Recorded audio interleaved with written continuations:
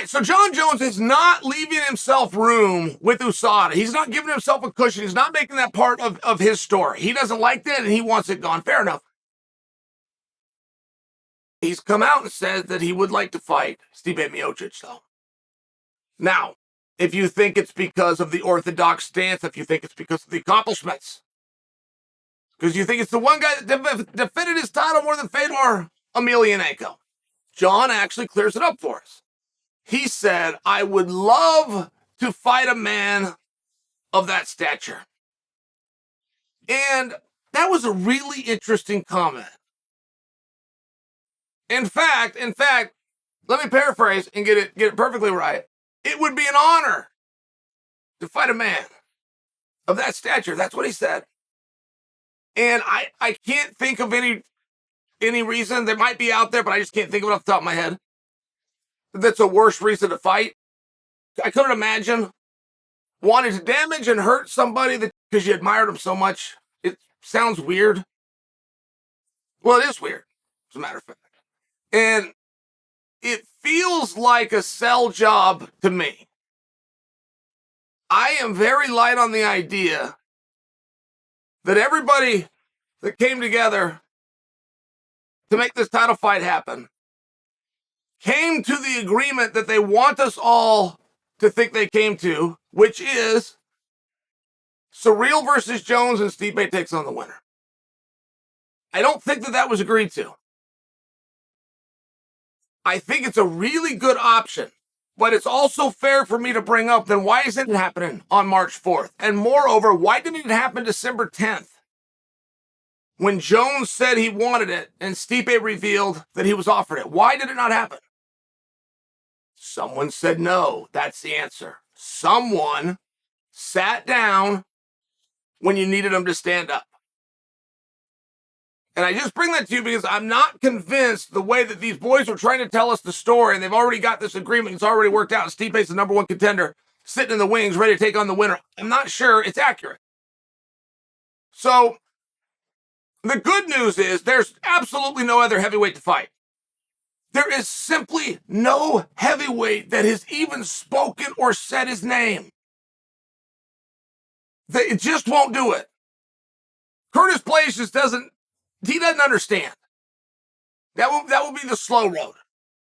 Stipe exists.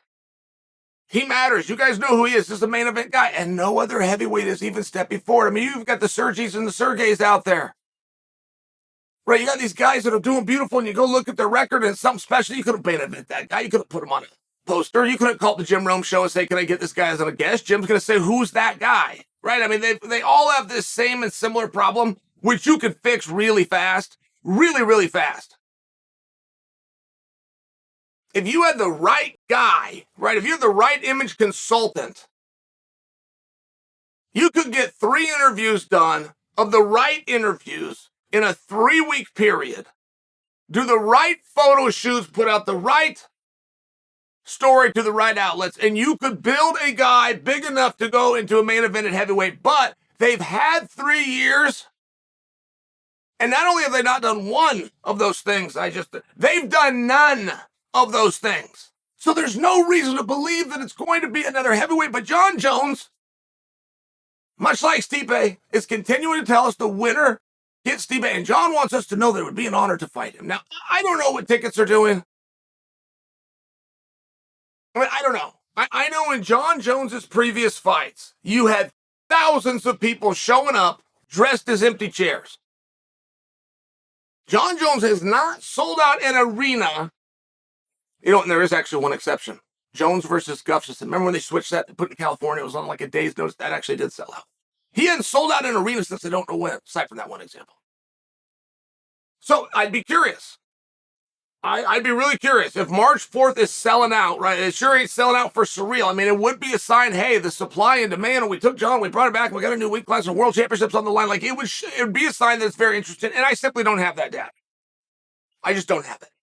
But I do know that Jon came out, did an interview at it was the night he got inducted into the Hall of Fame. They put him in the Hall of Fame, and he did an interview after that. And he had just gotten a new contract done, or at least verbally agreed to. and he couldn't change some of his guarantees. That's where he really wanted. He wanted the full safety. Couldn't change that. But he did change the percentage and the thresholds for the back end and for the pay-per-views, and he was very happy about it. And he just said, so I'm going to have to do a better job of selling my fights. That's not something I've enjoyed doing in the past, but it's going to be something that moving forward, I'm going to need to do. So here we are. I don't know how the surreal one's doing. I don't need to come out and tease it, though. It could already be sold out. I mean, there could be evidence saying, Chael, hold on. New weight class, new era, new opportunities. Maybe. But now we're trying to work the Stipe thing in, and we're thinking that the way to sell it is to say that it would be an honor to fight a man of that stature. It's just a weird statement. Why not just tell the truth? You know, the truth will set you free. I have given so much advice over the year about character building, storytelling, manipulation of emotions, and when I'm done, many people have then compared what I've said and suggested to that of the WWE. And those people fail the course. They absolutely fail. Chael Marketing 101. I have never told you to manufacture anything. I have never suggested that you manufacture anything.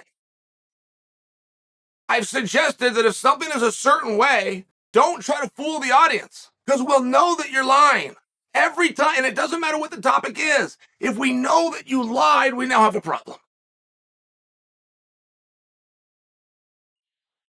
So look at what Jon Jones did. He got asked about Stipe Miocic, who he's trying to maneuver for. He said, nobody's named but Stipe. Like, this is the 5th time up and the 5th time it's Stipe. There's a level of him that thinks it's Stipe. He's trying to move you in that direction. This was not just satire. This was not an accident. He said it on purpose.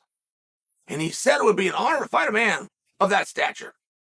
Now imagine he told the truth. Take that line that he did use, and now compare it to the truth. Are you ready? Because the truth would go something like this. That guy is 40 years old.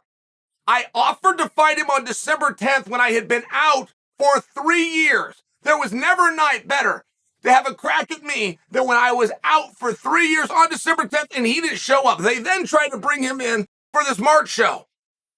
Because he said no on December 10th, we had to go find a new opponent, which is where Surreal is. And apparently your fireman is going to go find his balls between now and July.